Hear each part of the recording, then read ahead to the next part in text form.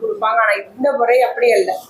பெண்கள் தங்களுடைய வீடுகளுக்கு குடும்பத்திற்கு எது தேவையோ அந்த பொருளை அவர்களுக்கு விருப்பப்பட்ட கடையில், அருகில் உள்ள கடையில், அந்த உள்ளூர்ல அந்த கடையில் போய் அவங்க வாங்கி கொள்ற மாதிரி அந்த கூப்பன் திட்டம் செயல்படுத்தப்படும் என்று கூறியுள்ளார்கள். இது நம்முடைய இல்லத்தரசிகளிடையே, குடும்பத் தலைவர்களிடையே ஒரு வரவேற்பு பெற்ற திட்டமாக இருக்கிறது என்பதை நான் இங்கு கூறிக்கொள்ள விரும்புகிறேன். இதுல பெண்களுக்கு ஒரு சுதந்திரம் வழங்கப்பட்டிருக்கு. ஒரு ரிப்பேர் ஆயிட்டுனா கூட அதை சரி பண்ணி வாங்க முடியாம கடைசியில சரி இப்படியே வச்சிருப்போன்ற மாதிரி நிலையெல்லாம் எத்தனையோ வீடுகள்ல பெண்களுக்கு உருவாகி இருக்கு. அதனால அவர்களுக்கு ஒரு சுதந்திரம் கிடைக்குது இந்த திட்டத்தின் மூலம்.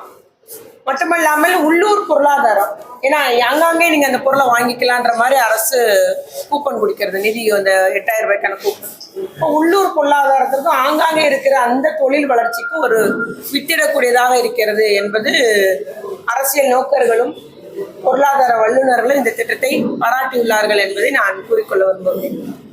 அதுபோல நம்முடைய முதலமைச்சர் 5 ஆண்டு காலமாக 2021 இருந்து இன்னைக்கு 5 ஆண்டு காலமாக வேலை பார்த்து பல்வேறு திட்டங்களை எல்லா மக்களுக்கு போய் சேரணும், அதுல எந்த தடங்களும் இருக்கக்கூடாது என்பதையும் முறையா இருந்து கண்காணிச்சார். காலை உணவு திட்டமாக இருக்கட்டும், புதுமை பெண் திட்டமாக இருக்கட்டும், எல்லாமே சிஎம் டேஷ்போர்ட் அதுல இருந்து நமக்கு கண்காணிக்கப்பட்டது. முறையா போய் தகுதியுள்ள நபர்களை போய் சென்றடையணும்.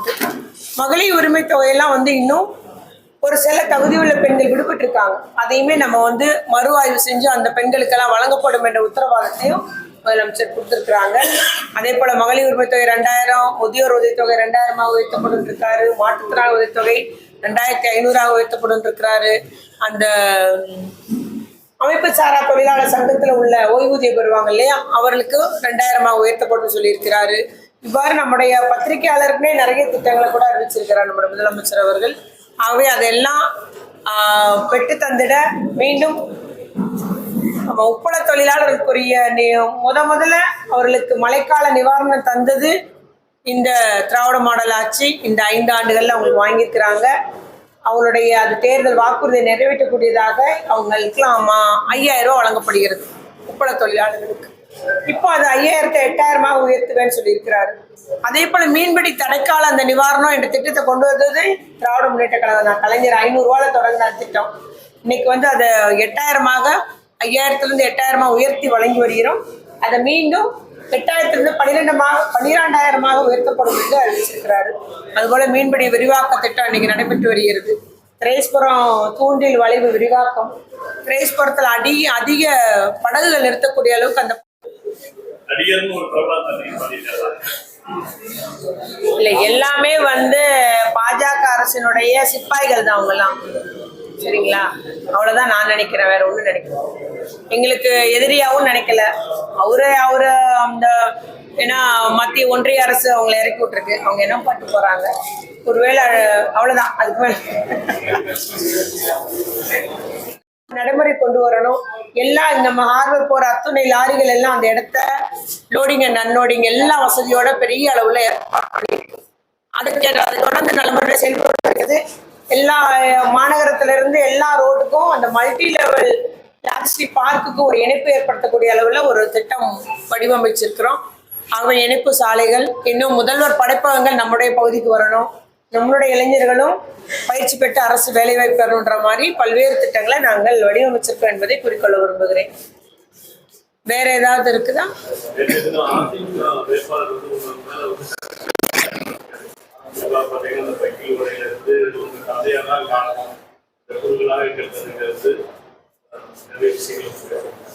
வேற என்ன விஷயம் பேசல, கேட்கலையே நான்.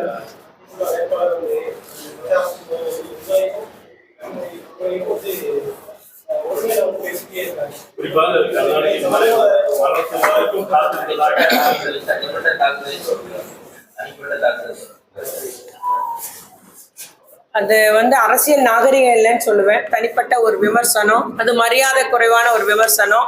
குறிப்பா சொல்லணும்னா பெண்களை மதிக்க தெரியாத கூட்டம் தான் அதிமுக கூட்டம். பெண் தலைவியை கொண்டிருந்த ஒரு அதிமுக ஒரு காலத்துல ஜெயலலிதா அம்மையார் தலைமையில் ஒரு கட்டுக்கோப்பாக செயல்பட்ட ஒரு இயக்கத்தை அது ஒரு தரம் தாழ்ந்த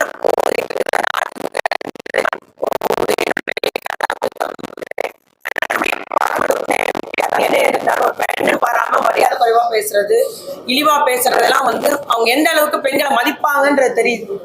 அது எங்களுக்கே இந்த ஒரு பேச்சு, இந்த ஒரு ஒரு மரியாதை குறைவுனா சாதாரண பெண்கள் போய் அவங்கள்ட்ட எல்லாம் கோரிக்கை வைக்க கூட முடியாது. அவங்களுக்கு அப்படின்றத நம்ம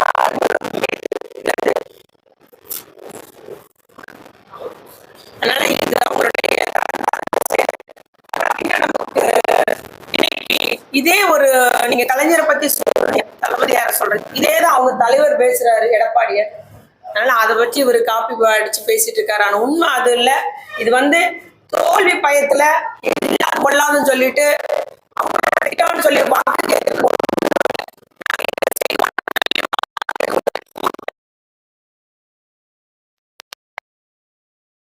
கொடுக்க வேண்டும் நினைக்கிற பாசிச பாஜகவோட கூட்டணி. அதனால அவங்களுக்கு சட்டியில ஒண்ணும் இல்லை, அதனால அகப்பையில வரமாட்டேங்குது. தனிநபர் விமர்சனம் இந்த மாதிரி சொல்றாங்க. அதுவும் குறிப்பா நம்முடைய செல்லப்பாடி அவர்கள் ஏற்கனவே ஒரு சி.வி. சண்முகம் அவருடைய பாசறையில பயிற்சி பெற்றிருப்பாருன்னு நினைக்கிறேன். அதனால அவரு எப்படி பெண்களை தரங்குறவா பேசுறாரு, அது மாதிரி இவரும் பேசிட்டு இருக்கிறாரு அப்படின்றத நான் சொல்றேன். கரெக்ட், அதுக்கு கூட பேசலாம். ஏன்னா நம்ம வந்து இது பண்ணியிருக்கோம், இது பண்ணுவோன்ற மாதிரி நம்முடைய பிரச்சாரத்தை முன்னெடுத்திருக்கிறோம். மக்களோடு மக்களாக இருக்கிறோம். நம்ம வந்து என் கடன் பணி செய்து கிடப்பதேன்ற மாதிரி நான் உண்மையிலே அதை மனசுல நிறுத்திக்கிடும். அந்த அளவுக்கு வேலை பார்த்துட்டு இருக்கிறோம். அதனால நம்மளை வந்து நீங்க சொல்ற மாதிரி வெட்கோட்டர் சொல்ற மாதிரி திசை திருப்பதுக்கு எதையோ பேசிட்டு இருக்கிறாங்க.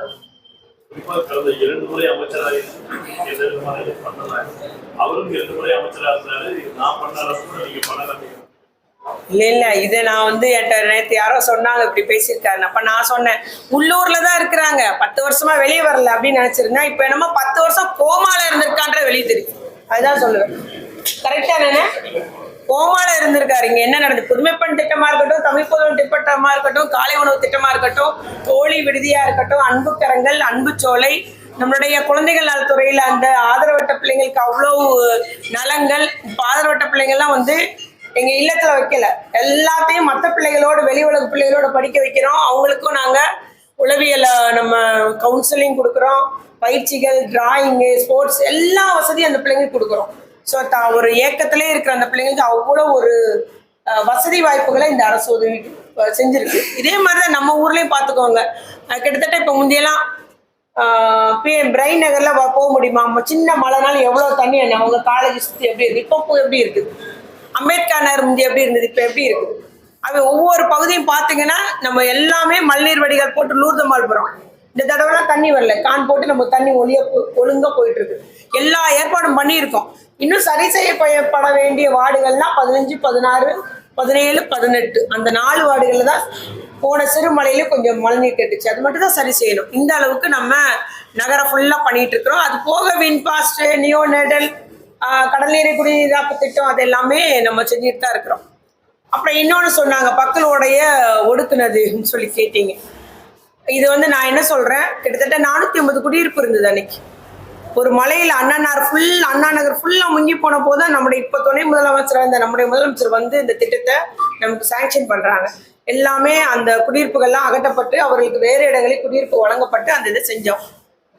நான் என்ன சொல்றேன், நானும் என்னோட தந்தையார் தான் இன்ஜினியரா, நாங்க தான் திட்டமிடுறோமா இப்படி போகணும், அப்படி கொடுத்த நிதி ஒதுக்கீடு இவ்வளவு வேணும்னு சொல்லிட்டு அதை டிபிஆர் ரெடி பண்ணி அந்த பொறியியல் துறையிலிருந்து அரசு அதிகாரி அனுப்பி வைக்கிறாங்க, சாங்ஷன் கிடைக்குது. இல்லைன்னா அப்படி ஒரு ஒடுக்கி கட்டினதுனால இன்னொரு இடத்தெல்லாம் எல்லாத்துக்கும் பட்டா போட்டு கொண்டு போயிட்டாங்களா? 2 பக்கமும் சாலை உருவாக்கப்பட்டிருக்கு. இன்னைக்கு 2023 மழை வந்த போது இந்த பக்கல்வடை அகலப்படுத்தணும்னு சொல்லிட்டு அரசு அதே பொறியாளர்கள் வல்லுநர்கள் முடிவு பண்றாங்க. அதுக்காக கூடுதல் இப்ப தொகை ஒதுக்கீடு செய்யப்பட்டு நமக்கு தெற்கு பக்கம் பகுதி அகலப்படுத்தப்பட உள்ளது. அதனால இதெல்லாம் வந்து அவர் அதான் சொல்றேன்ல, அறியாமையில பேசிட்டு இருக்கிறார்.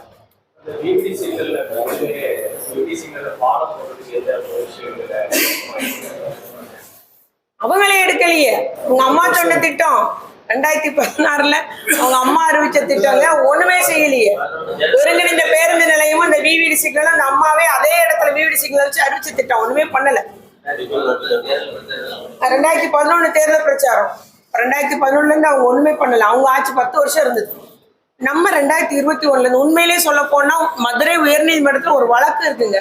நம்முடைய அரசு வழக்கறிஞர், நெடுஞ்சாலைத்துறையில் உள்ள அந்த சட்ட வல்லுநர் எல்லாம் அது முடிக்கிறதுக்கு ரொம்ப பிரயாசப்பட்டாங்க. பட் முடியல.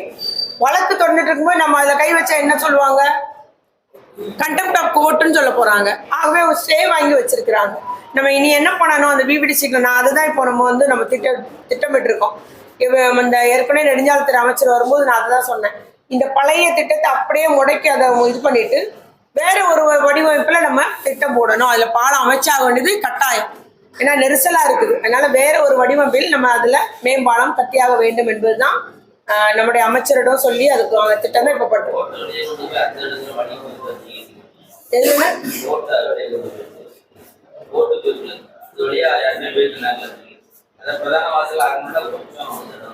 அந்த இடத்துல பாலம் வேணும். அது எந்த இடத்துலன்றதை நம்ம எக்ஸ்பர்ட் என்ன சொல்றாங்களோ அதுபடி பண்ணிட்டு போகலாம்.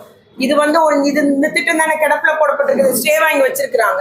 அதனால வேற இதை மறுசீரமைப்பு பண்ணி இது பண்ணி நம்ம திட்டம் அதை செயல்படுத்தணும்ன்றது நாங்க முடிவு பண்ணியிருக்கோம்.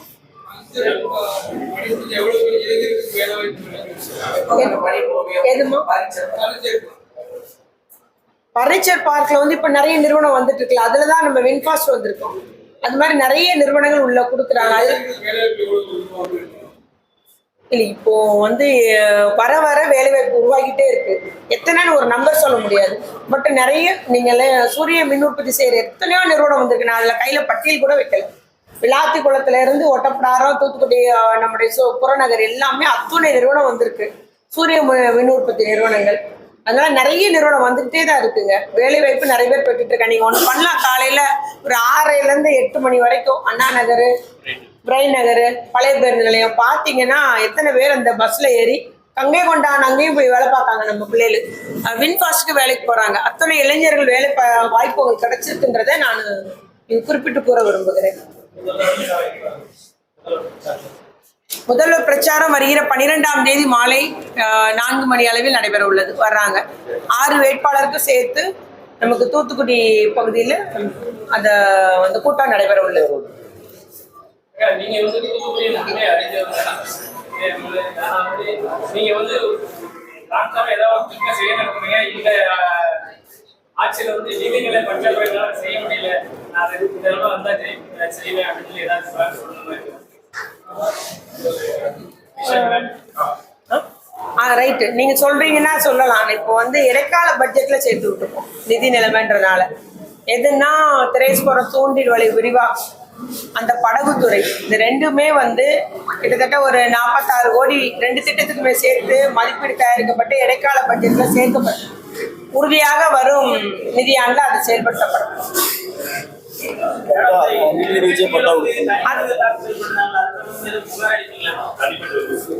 இல்லைங்க, புகார்லாம் ஒன்றும் கொடுக்குற மாதிரி இல்ல. தேர்தல் கமிஷன் இல்லையா, வேணா கொடுத்து வைப்போம், ஒன்றும் பிரச்சனை இல்லை. பட் நம்ம வந்து அதை கண்டுக்கிறது இல்லை, தேவையில்லை. சரிங்களா? அப்படிதான் நான் நினைக்கிறேன். இல்ல புகார் சொல்லணும்னு நினைச்சா நாங்க சொல்லுவோம் கூட்டணி கட்சி சார். சரி சரி.